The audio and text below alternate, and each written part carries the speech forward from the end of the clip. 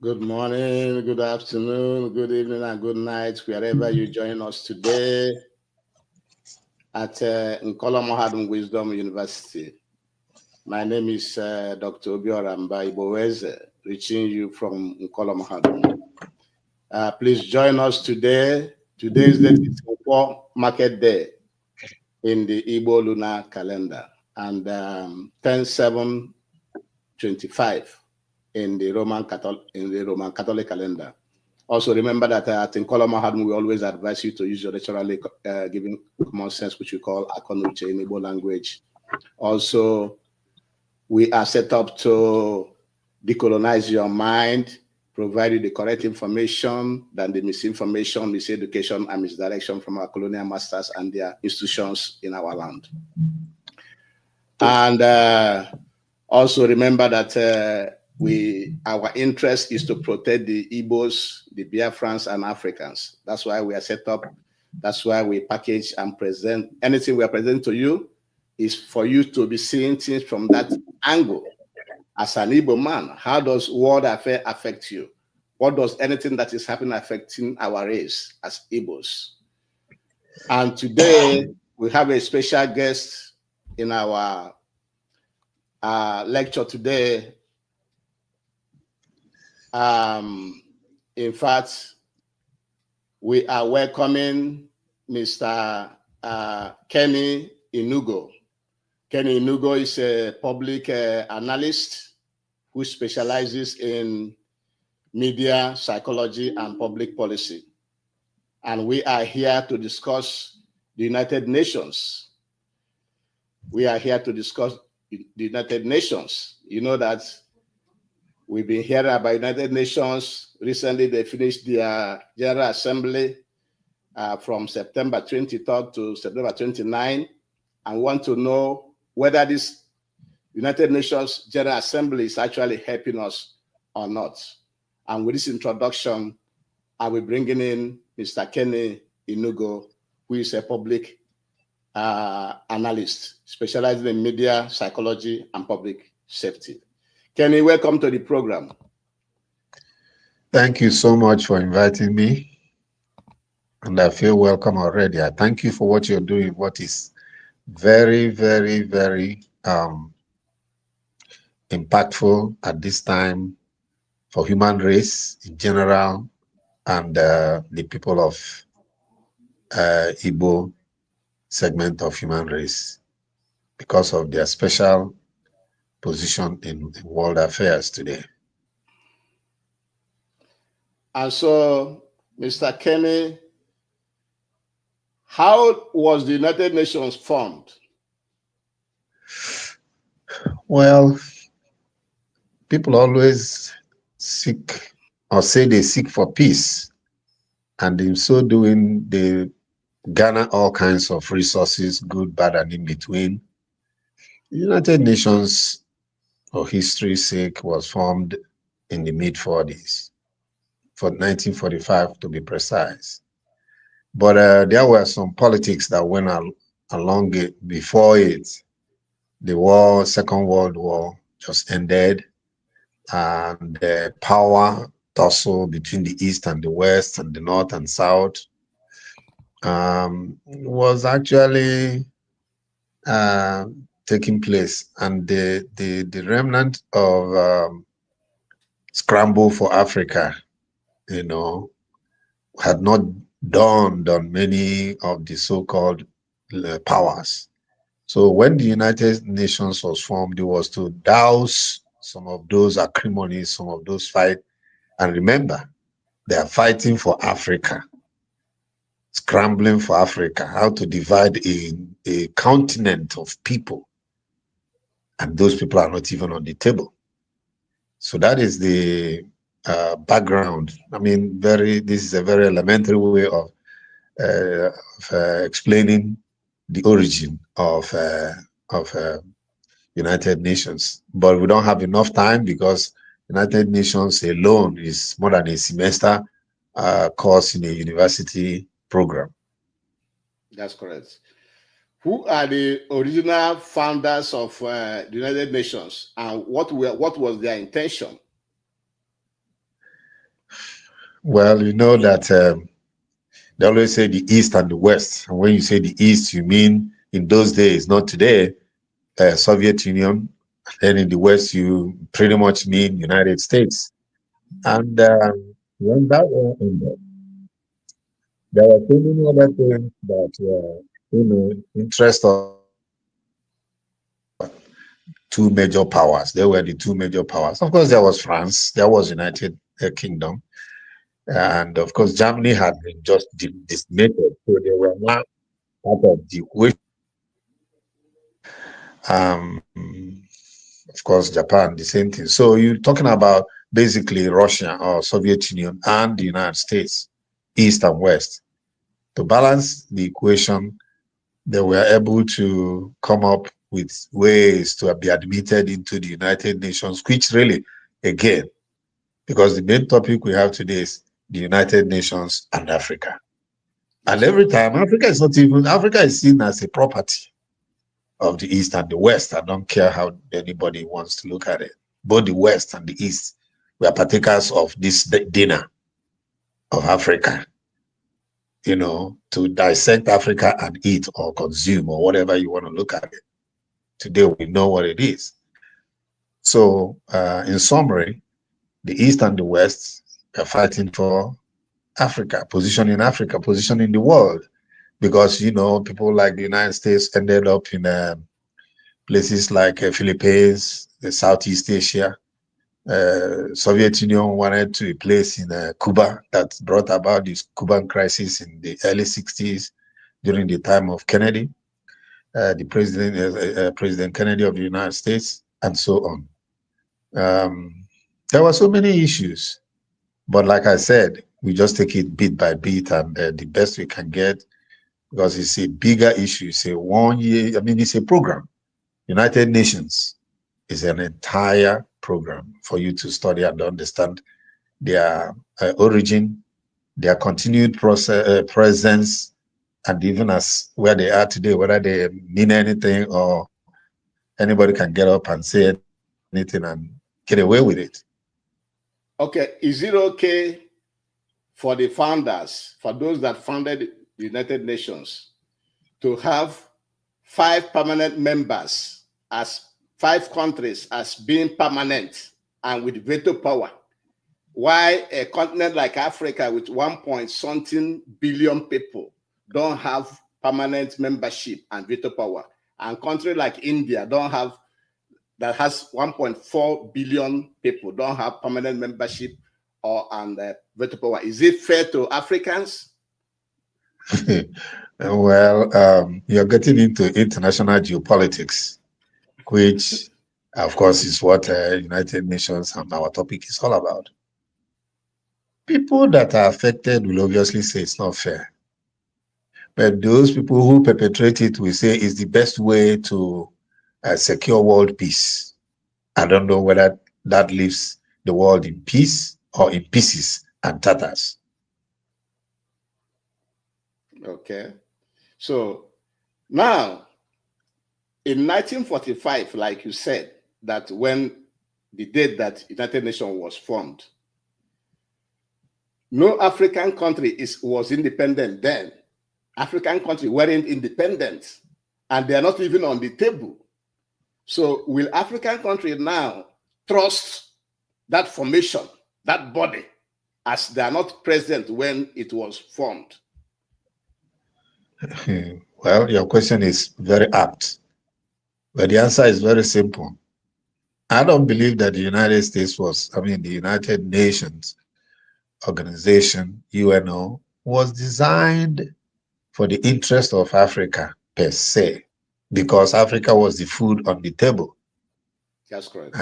That's why they had no position. They were not considered. I don't even know if they were considered to be human beings worthy of a position in the United Nations Assembly. But be it as it may, African nations at this time now, if we talk about this time, deserve a prominent, or not but prominent positions. And yeah, we know we have United Nations organizations like World Health Organization, World Trade Organizations, where we have a able sister, Professor Iwala, Konji Iwala, heading, and there are many other organizations. But just look at the way the United States AIDS and international development was just dismissed overnight by a president of the United States, because that's the system that America operates. The president that comes up can develop his own policies. And these things affect nations. Most of what you said USAID was doing in the countries are now left open, but they were supported or part go in alliance with the United Nations. But right now, some of the services being provided by those organizations are gone. However, one is not going to cry over spilled milk, besides the fact that I don't know how much those organizations actually helped African nations per se. But one will look back at the origin, the intent, and then say, okay, well, they're actually doing what they want to do because they want to be in total the Western world, or rather the ruling world. Don't just call it the Western world, because I'm quite believing that even the Eastern world are in cahoot with some of the things happening in Africa. Some of them, some people will look at the Eastern world, China, Russia, and all that as saving grace. They are not, but maybe they are the lesser of the two evils, as they say sometimes. However, what's important right now is for Africa to remember that the days that, like you rightly said, they were crying for independence is gone. You've gotten it, but are you really independent? Do you make a decision without seeking for the masters, the colonial masters, or erstwhile colonial masters, who are still colonial masters, if you look at it? That is why the young man came up from Burkina Faso and said, no, I don't read your scripts. I write my own scripts, like it or not. Well, if I'm going, I hope I'm not going too far ahead of you, but it's a point to be reckoned with. Very good. So, what do you expect African leaders to be doing now? Now we are in the 21st century, and they just celebrated 80th year of the UN without an African country offered a permanent membership of the UN or veto power. Should African countries continue to trust the UN? What are they going to be doing now to show the UN that they're not happy, that they're not part of what is part of the decision making of the UN? And the UN, the way they set it up, with the veto power, if the 4 permanent members with veto power, if the 4 permanent members with veto power say yes to something, and 1 say no, the whole world will follow that one. That one country that says no, it will void everything. How will Africa respond to that? This setup that is badly affecting them from participating in this world body? Well, your question is very, very proper, but the answer is not that easy, because it's how should African nations react? Actually, the issue should be how should they initiate programs and support those programs, and who are those people to support those programs? Because most of those programs will be to continue to dislodge the colonial mentality, the colonial activity, and all those things that hold them down. Call them politically independent, but economically even more subjected. Subjected to foreign powers. So when you take countries that within the country themselves, there's no democracy. You bring the issue of maybe Nigeria, maybe Kenya, maybe Egypt. I don't see a nation in the entire Africa that has the democratic wherewithal to bring the right thinking leadership that will move to United Nations and ask for what is best for the populace. Because as it was, as we have seen, they go there for showboating, show off how many people went with them. Some of them are looking at Esther codes and the opportunity to travel out of the nation. Some of them don't even know how many states they have in their country. And some of them don't have enough history of their country. So looking at the international geopolitics of the whole situation right now, how many people will understand the impact of United States going to Iran to bomb Iran and this pretty much destroy their military power? Some people will argue on the one side, yes, it is good because they were terrorists. Some people will say, no, it's not good. It's a sovereign nation. They have the right to maintain and so on. And other issues. Bring Gaza. People are saying, how could United Nations be silent at the issue of United States taking over Gaza, managing it? And some other people will say, why not? Because Gaza has been the den of terrorists, as has been said. But so you have to look at all these things on both sides, and then you wonder. When people go to the Suez Canal, that's an international passage, and keep bombing that place and making it unusable, what do you say? Then when the world is watching United States take a position and take action to stop the origin, or what they consider to be the origin of the forces that obstruct a free passage of goods and people in the international highways, seaways, it's very difficult to say is this way or that way. United Nations should have been. This is the type of things United States. But remember that the United Nations has no army of their own, really.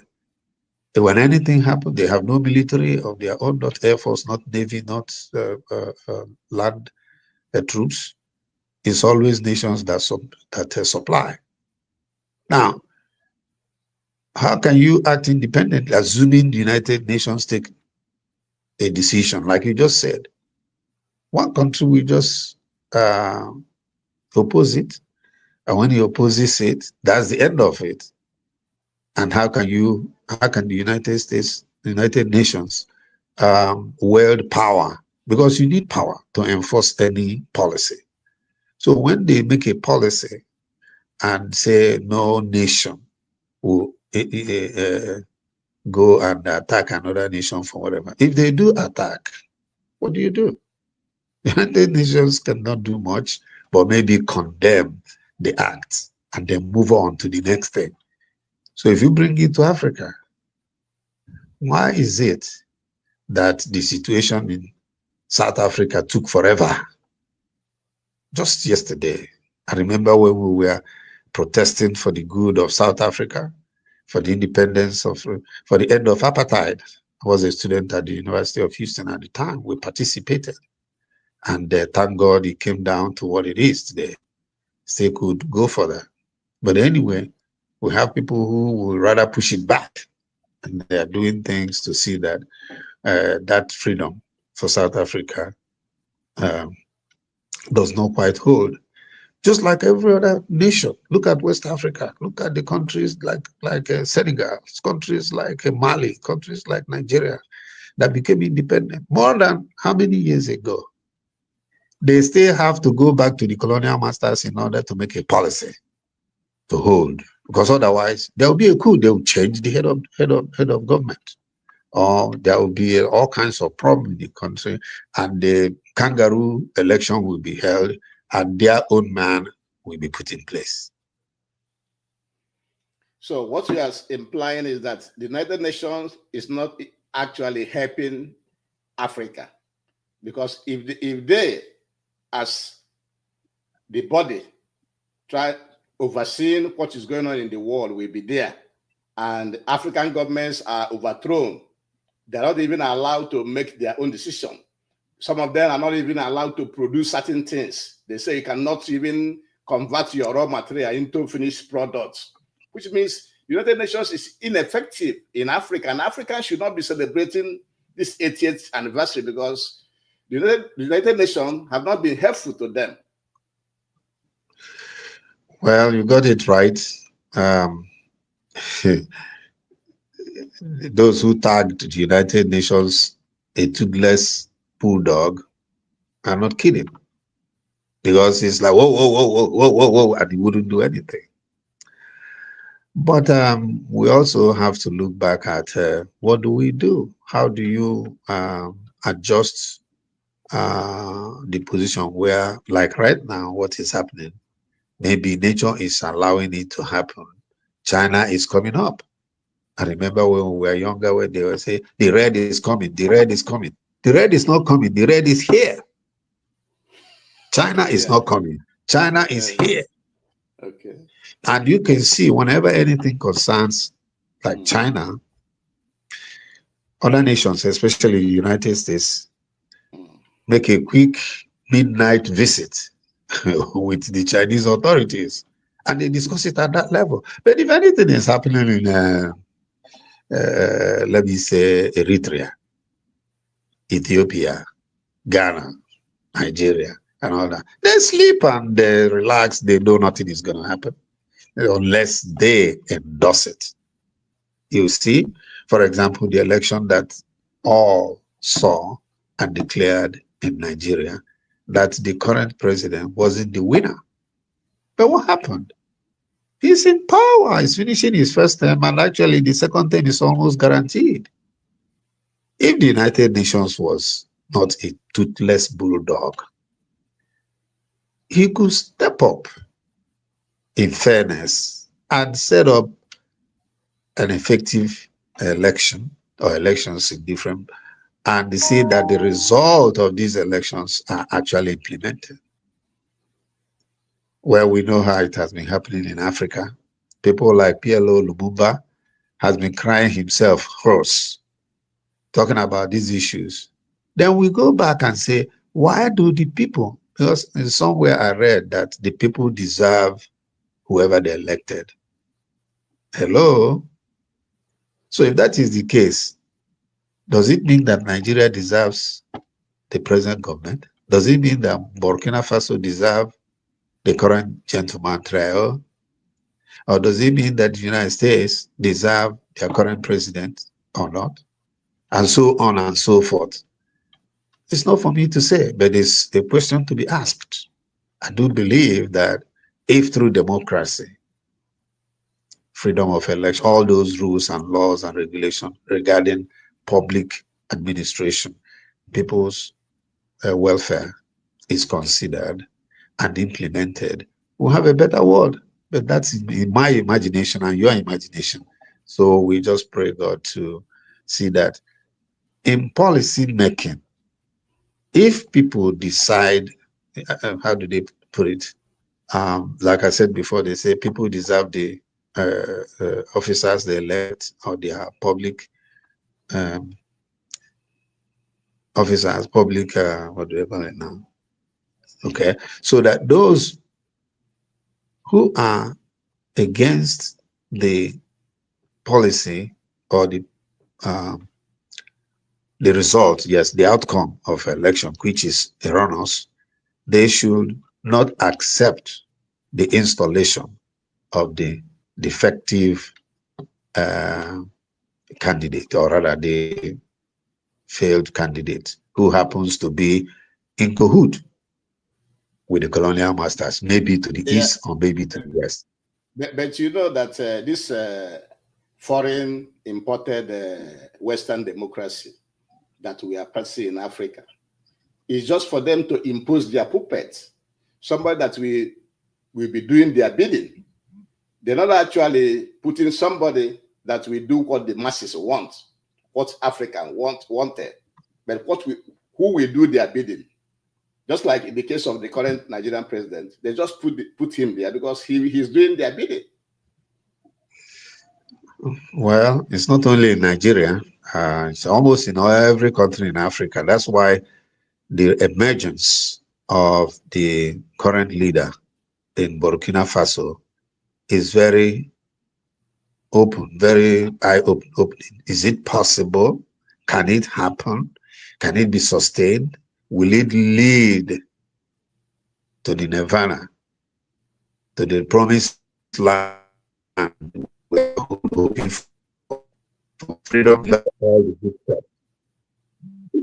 People are actually a little bit jittery about the emergence of this young man. While some other people are up, in arms saying that's the way to go. But how many African nations do they have men who actually step up, although he came up by coup? And there's really no better way to do it, because when you go for election, the colonial masters will manipulate it and put their own person in power. We are still talking about the case of Nigeria. People are That's talking correct. about the case of Kenya, and so on and That's so correct. forth. But when you have people like the president of Rwanda, you have people like this Burkina Faso president, and the other three Sahel conference, or whatever they call themselves, who have decided. Can you imagine when they made a decision that they want to take back their economy all by themselves and begin to implement policies that help the people, and the result oriented, and the results are evident, better than what they had before? You can understand that the United Nations should do nothing but support this type of movement that the people evidently benefit from. The policies, the economic policies that have been put in place in Mali, I mean, and not just Mali, Burkina Faso, and Niger, has been mind-boggling, to say the least. Because one is like, do we really have this type of economy in Africa, in these nations? I mean, the potential for growth to supply. Look at what this. We're not talking about the gold mines and the big stuff. We're talking about striking an economic deal with China, or not China, but I think it's Thailand or Cambodia, so that they can do textile that employ millions of people, and give people hope for life. I'm not talking about building nuclear arsenals and what have you, like the case of Iran and maybe North Korea and so on. So the United Nations has failed not particularly, because nobody's United Nations, everybody's United Nations. Some people are not there, maybe a few countries, but the generality of the people who are there are as well toothless bulldogs. And when it comes to their own nation, I remember before, in the 60s or 70s, you had the Azikiwes of Nigeria, the Kenyattas of Kenya, the Lumumba, and the rest of them. They are either moved aside by either coup or elections that are not germane. Then, by the time by the time United Nations found out, or if I may say, stepped to the plate, it was impossible, because they had no way to enforce the agreements that were made over time. I've looked at all the uh, agreements that were made, all the policies that were put in place to bring about peace, because we are talking mainly about peace. And none has been put to right. The highest thing they do is to kick against it, write long uh, uh, objections to a policy of, the so-called world powers against small powers. Uh, so when people like Traore came to office, Traore is no different from Lumumba. But Lumumba was removed. But that was then. This is now. So will you not say that the failure of the United Nations up till now was the same failure that affected the loss of the Nigerian Biafran War during the Nigerian Biafran War, genocidal war, that the United Nations failed to come and support the independence of Biafra? Because if they had supported that war, the independence of Biafra that time, an Igbo man will also be part of the people speaking at the United Nations, representing the Igbo race. So the United Nations also failed the Igbo race by not supporting the emancipation of the Biafran people during that war of independence. Well, you just set up a time bomb. Let's see how we can navigate around that. In the eyes of the Easterners of Nigeria in 1966, what happened in northern Nigeria was nothing less than genocide. But that's in the eyes of those, they say, who feels it knows it. That's what I tell some people who are Easterners of Nigeria then, but they are not Igbos. When they talk about this Igbo coup or whatever, they really mean Easterners because, like you rightly said, the United Nations did not quite step up the plate at the time. And even when they made decisions, the colonial masters, because of their interests, for example, United Kingdom, had a different position and really didn't care. So it would have been nice if the United Nations stepped in 1966, not even 67, when the war has come. Mm-hmm. And then even after the war had come, the supply of weapons to the one side of the conflict was the worst thing that ever happened if they were looking for peace.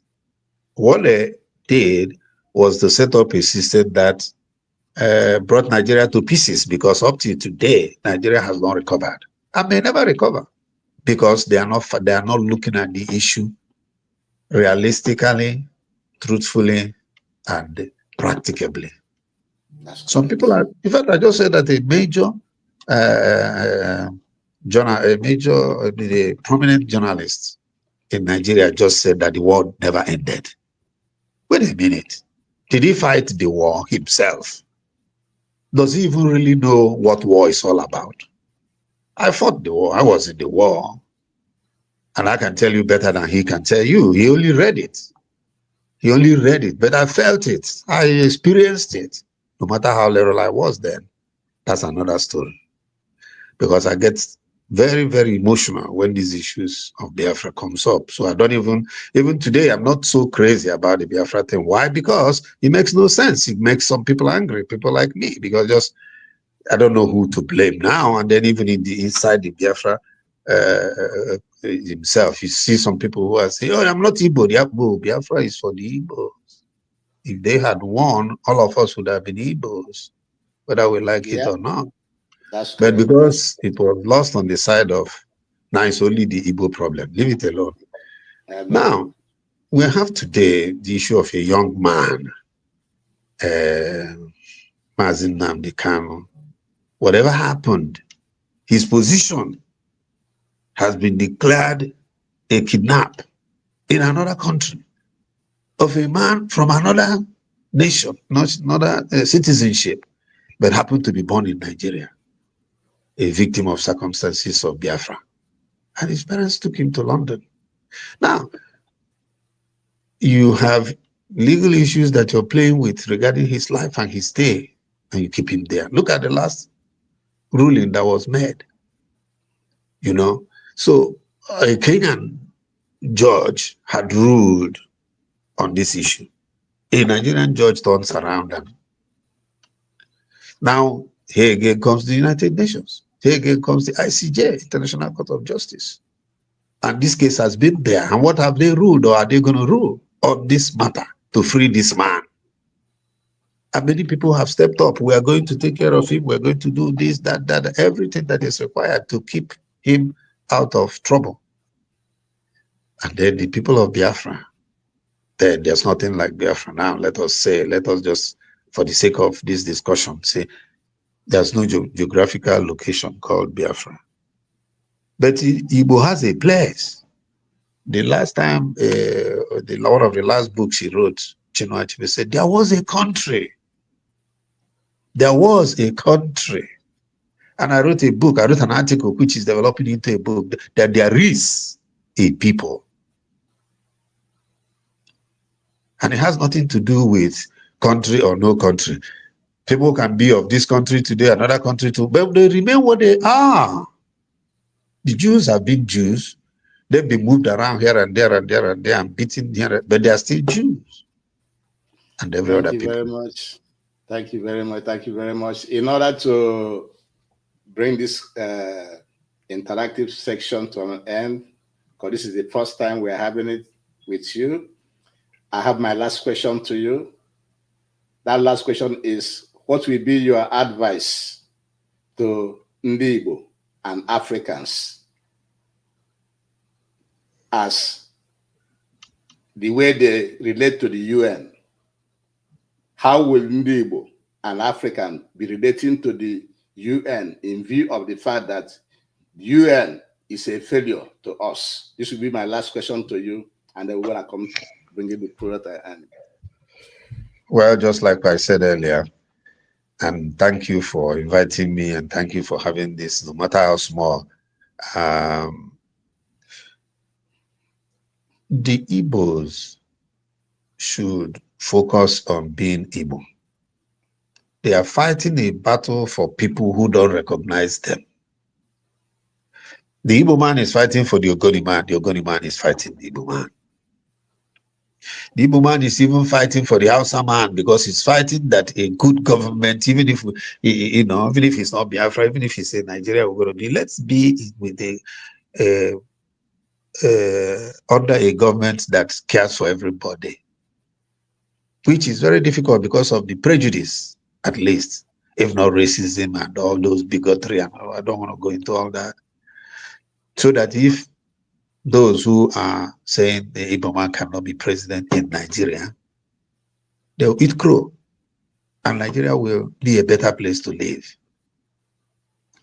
Having said that,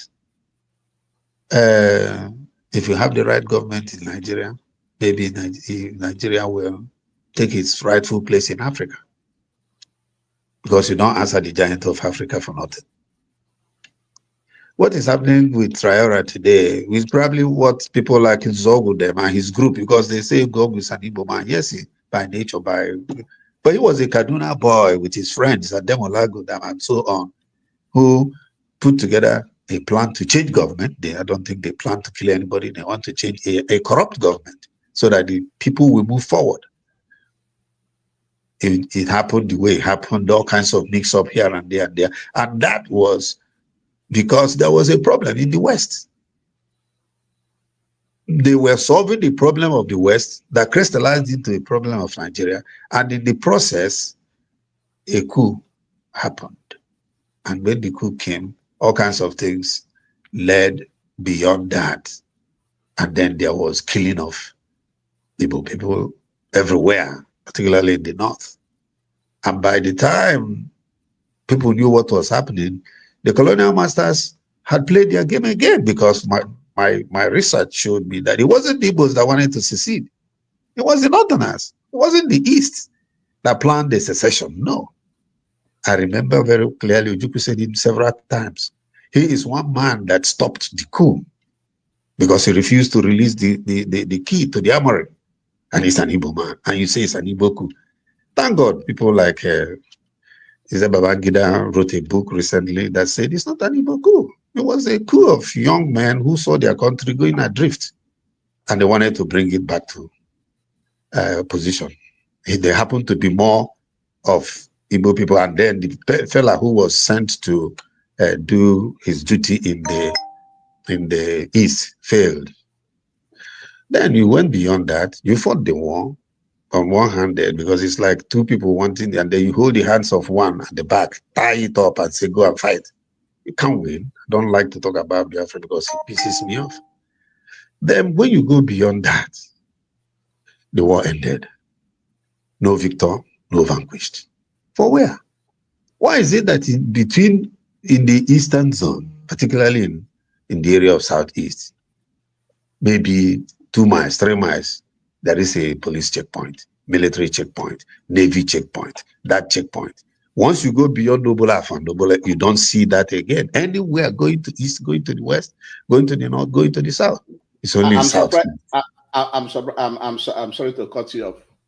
Sorry. The day I went to Kaduna from Abuja was the day I was very, very surprised. On my way from Abuja to Zaria in Kaduna, I didn't see no roadblock.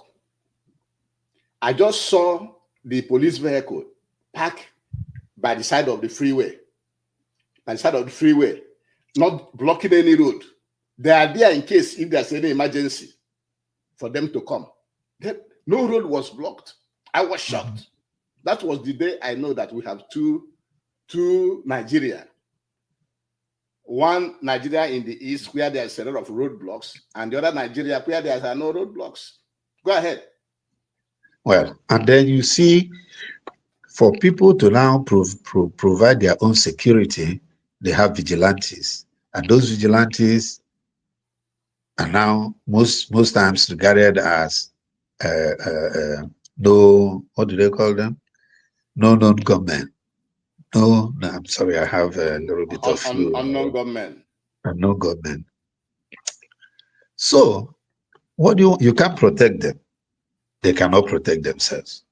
When they protect themselves, we call them, terrorists or whatever, and all that, and use that excuse to go and, violently take over a place. That is happening now. What the government will do with it is yet to be seen. But I heard there was a major attack in some village in the Imo State, I believe, and actually arrested a few or killed a few people. That's just, mago as the military will call it. So but what will be your advice now for Ndi Igbo and the Africans? How they should be relating with the UN, since the UN have failed them? Well, as I said before, I just hope they can come together. The African nations actually come together. And look at the type of people who have been in power for over 20-something years and making room for their kids. Look at Cameroon. Look at what happened in Togo. Look at Benin Republic. Now, Nigeria may not be one man and his children, but it's seemingly the same thing, because it's the same 10 and 10 pence, as they say. It's the same process. They have a cahoot and they hand over power to their next. So, but the case of Africans in the United Nations is not easy, because it goes beyond politics. It's issue of economics. Like the president of the United States is talking about tax tariffs and all that in order to save their economy. Economists have said that the policy doesn't sit too well in international geopolitics. I mean, the economics, geoeconomics. So, but there is a power in Africans coming together, trade directly with your own brothers, instead of a trade deal going to France, from Togo to France before it comes back to Benin. It goes straight to Benin. Benin is just across the border. If I remember the days when if you made a call, AT&T will route you to London before it goes to Lagos. and stuff like that. Well, they are beginning to make some changes and different. So coming together to trade together, to work together, to insist on focusing on what is best for local than what is best for the colonial masters before you look at your brother next door is one major way to go. And do it because regardless of what you did, you will not come out of that colonial mentality and influence of economic dependency. You only get political, so-called political independence. So from the United Nations vantage point, Africa is not going to be released to go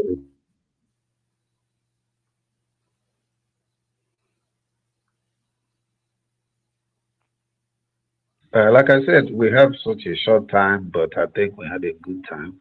At least we started to scrape the surface of some of these issues, and maybe hopefully next time will be a little more detailed and talk more of Africa in the north, the difference between the white Africans and the black and the Negroes of Africa, because that politics is there and it affects some of the the issues we are talking about. You have some people who are Africans like the Algerians, Moroccans, Egyptians, Libyans, who are of another race, but they are the same Africa. Africa has different ethnic groups, but some of them, if something happens in the Arab world, the entire North Africa will be concerned. But if something happens in Zimbabwe, they probably pretty much don't appear to have interest in that. And those type of divisions should be looked at and be eliminated to make one Africa.